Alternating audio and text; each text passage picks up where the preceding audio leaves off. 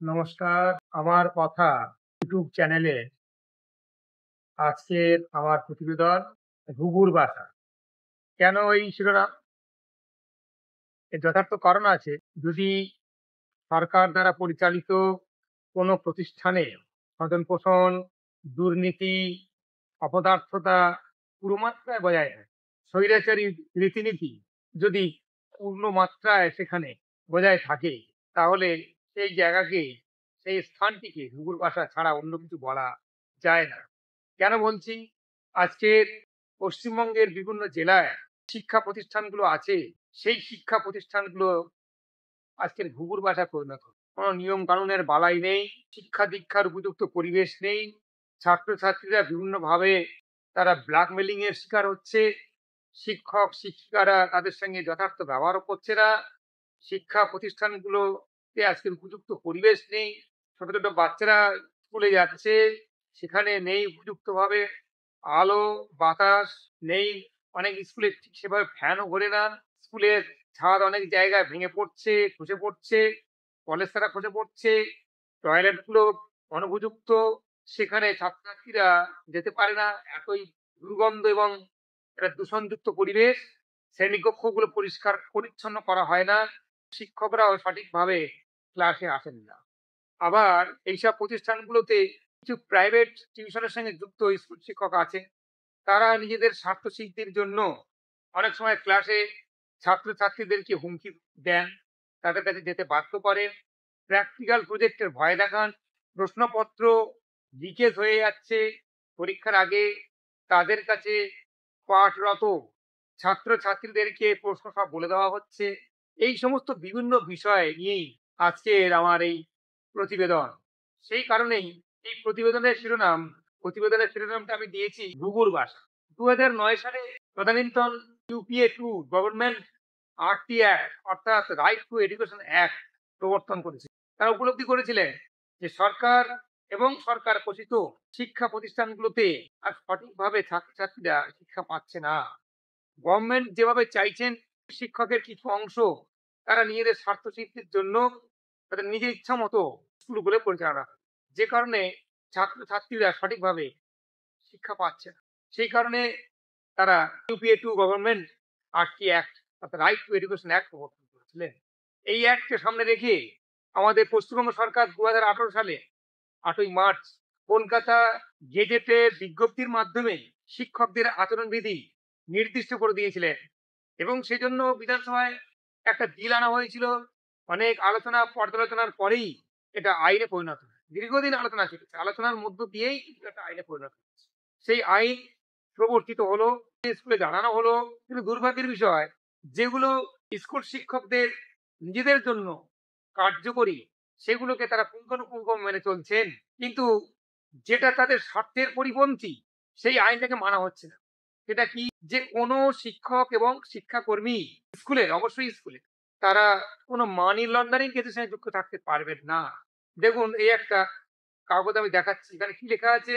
West Bengal board of secondary education 2022 সালের 11 তারিখ, April মাসের 11 তারিখে 2022 সালের এপ্রিল মাসের 11 তারিখে West Bengal board of secondary education Nivedita ভবন থেকে, যার মেমো নম্বর হচ্ছে ডিএস এসিএ 182-A/25/3 একটা নোটিফিকেশন জারি করা হয়েছিল। সেই নোটিফিকেশনে স্কুল শিক্ষকদের কোড অফ কন্ডাক্ট ঠিক করে দেওয়া হয়েছে, অর্থাৎ আচরণবিধি ঠিক করে দেওয়া হয়েছে, যাকে বলা কোড অফ কন্ডাক্ট। সেখানে বলা হয়েছিল, আমি পড়ে শোনাচ্ছি, vide the Kolkata gazette notification 214/AC 214/AC dated 18/3/2018, rule 4 sub rule 6, no teacher shall engage himself in any sort of private tuition for personal gain। তো লেখা হয়েছে। আবার বলা হয়েছে, vide the Kolkata gazette notification 214/AC dated 18/3/2018, rule 4 sub rule 4, no teacher or non-teaching staff shall engage in any business, trade, undertaking or money lending agency and undertake any employment other than his service directly or indirectly, or use his position to help such business agency or undertaking provided that a teacher or non-teaching staff may, with the permission of the committee, undertake any honorary work of social and charitable nature without hampering his duties in the institution. তাহলে কলকাতা গেজেটে আইনে এগুলো বলে দেওয়া হয়েছে যে কোনো শিক্ষক প্রাইভেট টিউশনের সঙ্গে কিংবা কোনো নন টিচিং স্টাফ তারা কোনো বিজনেসের সঙ্গে বা অন্য কোনো বিষয়ে সঙ্গে যুক্ত থাকতে পারে। বিশেষ করে যে সার্ভিস রুলসের যে ধারা যেসব বিষয়গুলো আছে তার বাইরে গিয়ে তারা কোনো বিজনেসের সঙ্গে বা অন্য কোনো বিষয়ের সঙ্গে যুক্ত থাকতে পারবে না, এটা কঠোরভাবে বলে দেওয়া হয়। আবার 2023 পয়লা মে হাইকোর্ট থেকেও একটা রায় দেওয়া হয়েছিল কিছু অভিযুক্ত শিক্ষকের বিরুদ্ধে। পশ্চিমবঙ্গে হাজার হাজার শিক্ষকের নামে এই ধরনের অভিযোগ আছে।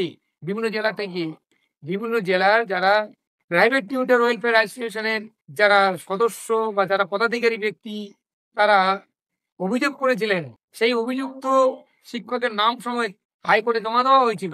অ্যাডভোকেট ছিলেন মিস্টার একরামুল বারী, আর বিচারপতি ছিলেন হাইকোর্টের প্রধান বিচারপতি T S. Sivagnanam, chief justice of high court Kolkata high court, আর ছিলেন হিরণময় ভট্টাচার্য।